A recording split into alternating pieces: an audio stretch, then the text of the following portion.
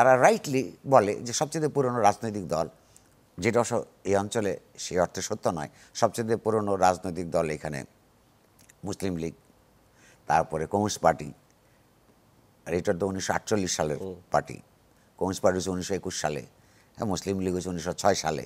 মানে ওনাদের তো আরেক মুশকিলের জায়গায় আপনি আমাকে নিয়ে গেলেন।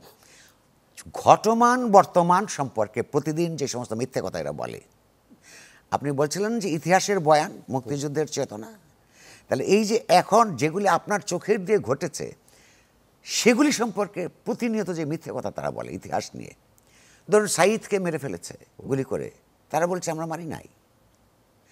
সেই জজমিয়ার, বিএনপির আমলের জজমিয়া নাটকের মতন আর একটা বাচ্চা ছেলেকে ধরে একটা মামলা করেছে, 14 দিন রিমান্ডেও ছিল। সারা পৃথিবী যেইটাকে দেখেছে যে 100% কপার কন্ডেন্সারে তৈরি ভিশন ফ্রিজ, তাই গুণে মানে অটুট থাকে বছরের পর বছর। বুক চিতে ওঠা একটা তরুণ, প্রতিবাদী তরুণ, তাকে টার্গেট করে একদল পুলিশ দাঁড়িয়ে আছে, সঙ্গে তার কিন্তু বুক বরাবর ফায়ার করছে, সারা পৃথিবী দেখেছে, তারা বলে আমরা এটা মারি নাই। আচ্ছা, তাহলে আপনি বলুন তো 1971 সালের স্বাধীনতা যুদ্ধে সম্পর্কে তারা যে বয়ান দেয় 53 বছর আগের কথা, সেই কথা কি পরিমাণ মিথ্যা হতে পারে? এই যে ইতিহাস সংস্কার অত্যন্ত একটা গুরুত্বপূর্ণ ঘটনা, ইতিহাসের বয়ান তৈরি করা। আপনি লক্ষ্য করুন, এই যে লুটপাটের পর্বটা চলল, এটা তো মুক্তিযুদ্ধকে যে পরিমাণ অপমান করেছে, মুক্তিযুদ্ধের শহীদদেরকে যেভাবে অপমান করেছে, এইরকম অপমান তো আওয়ামী লীগ ছাড়া এই দেশের মানুষকে কেউ করে নাই। তারা বলছে যে তারা মুক্তিযুদ্ধের সরকার, চেতনার সরকার, মুক্তিযুদ্ধের চেতনার।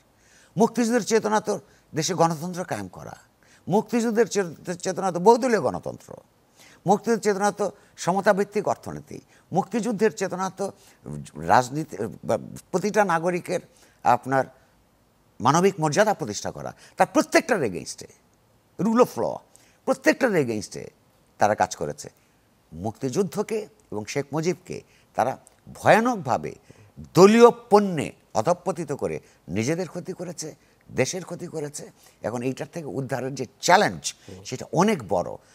গণতন্ত্র পরায়ণ, কিছুটা নিঃস্বার্থ, অধিকাংশ মানে বিপুল অধিকাংশ স্বার্থপর, হ্যাঁ, যার যার স্বার্থ দেখেন, কিছুটা নিঃস্বার্থপরতা ছাড়া এটা হবে না। এরকম একটা বড় কাজের সামনে বাংলাদেশ আবার হাজির হয়েছে। সেই কাজটার নেতৃত্ব দেওয়া এইখানকার এই মুহূর্তের অন্তর্বর্তীকালীন সরকার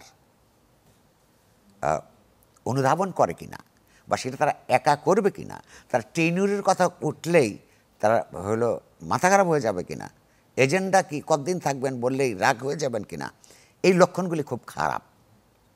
সামনেই হয়তো দেখতে ফলে আসলে কোন দিকে এইটাও একটা নজরদারির মধ্যে যারা আন্দোলন সংগ্রাম করেছেন, যারা গণতন্ত্রের জন্য নানান ফর্মে কথাবার্তা বলেছেন, কাজ করেছেন, লিখেছেন, সারা দুনিয়ায় লবি করেছেন, প্রত্যেকেই তাদেরকে একটা নজরদারির মধ্যে রাখতে হবে।